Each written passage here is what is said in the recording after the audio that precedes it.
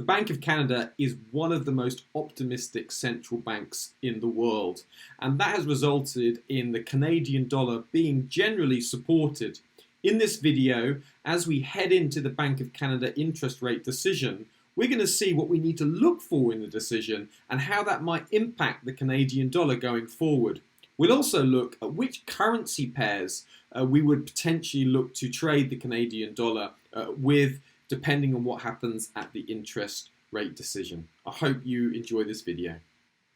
Now, the Bank of Canada is one of the most optimistic central banks around at the moment, and part of the reason for that is the fact that the Canadian dollar has been supported by rising oil prices. Oil prices just have got a medium-term bullish picture with a global optimism on a global economic recovery inspired by COVID-19 vaccination programs have been supportive of oil, and that's been a sort of lift to the Canadian dollar. We've also seen some better than expected data out of Canada. End of March, we saw GDP hitting 0.7%, and that was above expectations of 0.5%. We have also seen some better than expected labour data for the Bank of Canada. We can see that PMI came in at a stunning 72.9 at the start of April, and employment was very high at 303,000 extra jobs, and the unemployment rate dropping to 7.5%. So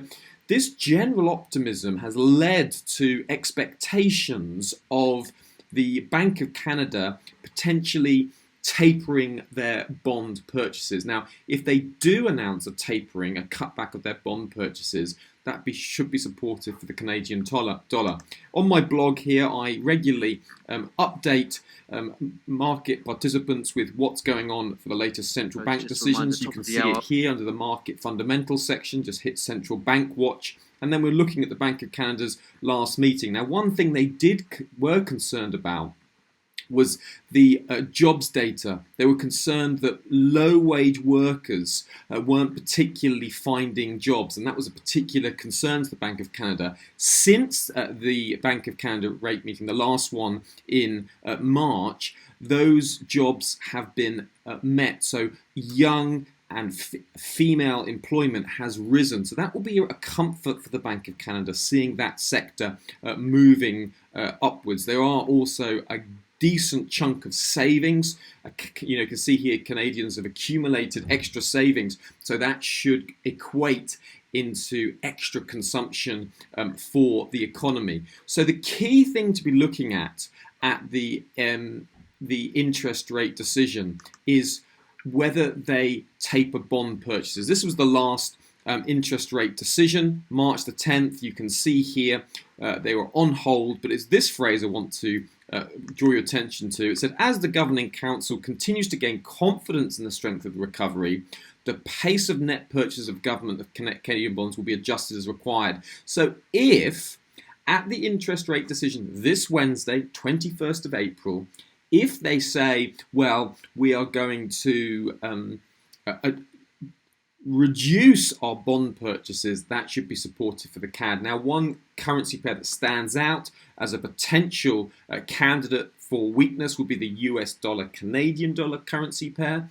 We could see some sellers on that pair if we see bond purchases being tapered by the Bank of Canada, and if they start to mention anything to do with interest rates increasing, if they bring that forward and they're starting to have a more optimistic tone, then that should support the Canadian dollar. And the US dollar at the time of making this video is prone to weakness after a string of good US economic data.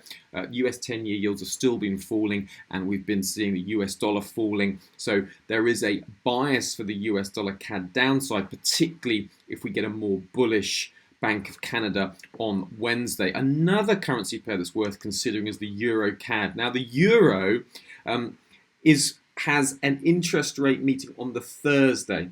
So do see my other video about what's expected for the ECB interest rate meeting. But if we get a bearish ECB, if they increase asset purchases or even cut interest rates negatively, yet the Bank of Canada tapers bond purchases, then we could see a very nice divergence trade setting up between the euro Canadian dollar pair, and that would favour downside. So if we do see A bullish Bank of Canada, that will be bullish because they will be reducing bond purchases.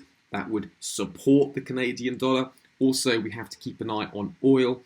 Canadian dollar is a petrocurrency. In other words, it's closely linked to the price of WTI crude. And if WTI crude price keeps being supported, we could expect that to support the Canadian dollar. If there's a very serious outbreak of COVID-19 that shuts down the Eurozone, that could also open up a Euro-Canadian dollar sell bias. So there's a couple of ways to look at this trade. If we do have a bias to sell Euro dollar CAD, could always use a near-term trend line to define and limit risk. Sort of a break of that trend line to the downside could be a potential entry if we get suitable conditions for shorting the Euro CAD across the Wednesday and the Thursday.